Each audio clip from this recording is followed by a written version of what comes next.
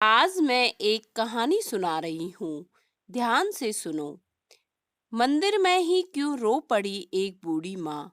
एक बार ट्रेन में बैठकर मैं आ रही थी और मेरे साथ वाली सीट पर एक बूढ़ी औरत बैठी हुई थी। वो ट्रेन में बैठी हुई लगातार रो रही थी। तब मैंने पूछा कि बूढ़ी माँ, क्या हुआ?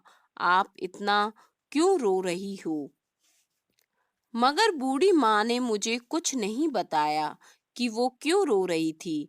मगर मुझसे उसका रोना देखा नहीं जा रहा था, इसलिए मैंने उनसे दोबारा कहा कि बूढ़ी माँ, आप मुझे अपना बेटा ही समझकर बता दो कि आप इतना क्यों रो रही हो। तभी उस बूढ़ी माँ ने मुझे एक लिफाफा पकड़ा दिया।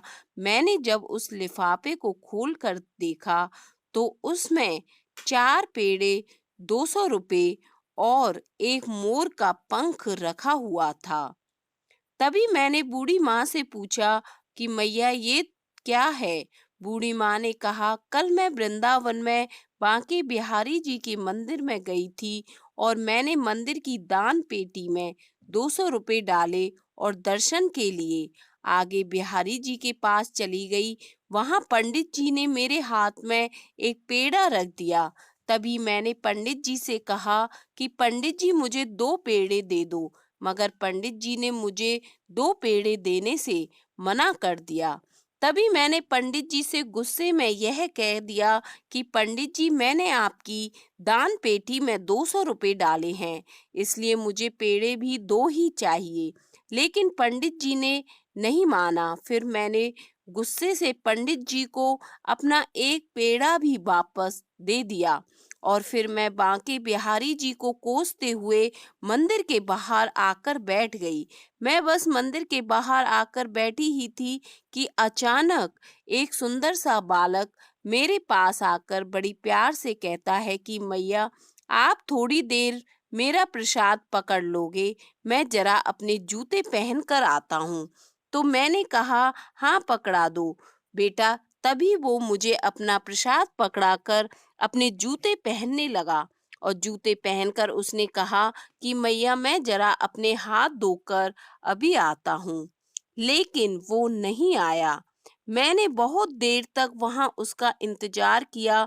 काफी देर बाद मैंने उस लिफाफे को खोल कर देखा तो उसमें 200 रुपए, 4 पेड़े और एक मोर के पंख के साथ एक कागज पर ये लिखा हुआ था कि मैया, आप अपने लाल से नाराज मत हुआ करो।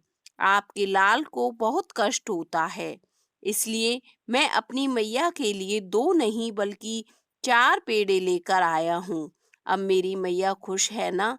और उसमें नीचे लिखा हुआ था, आपका प्यारा काना। जैसे ही मैंने वो चिट्ठी पूरी पढ़ ली, ना जाने वो चिट्ठी कहाँ पर उड़कर चली गई और मैं वहां बैठी बैठी ये सोचकर रोती रही कि मैं कितनी कंजूस और कितनी लालची हूँ। मैंने दान पेटी में डाले हुए पैसों के बदले में भी मंदिर के अंदर बैठे पंडित जी से एक के बदले 2 पेड़े मांग लिए। मगर फिर भी मेरी सारी गलती माफ करके बांके बिहारी जी ने मुझे अपने कितने सुंदर दर्शन दिए और अब मैं उनके दर्शन से धन्य हो गई हूँ। उस बूढ़ी माँ की ये सारी बात सुनकर आंखों में आंसू आ गए।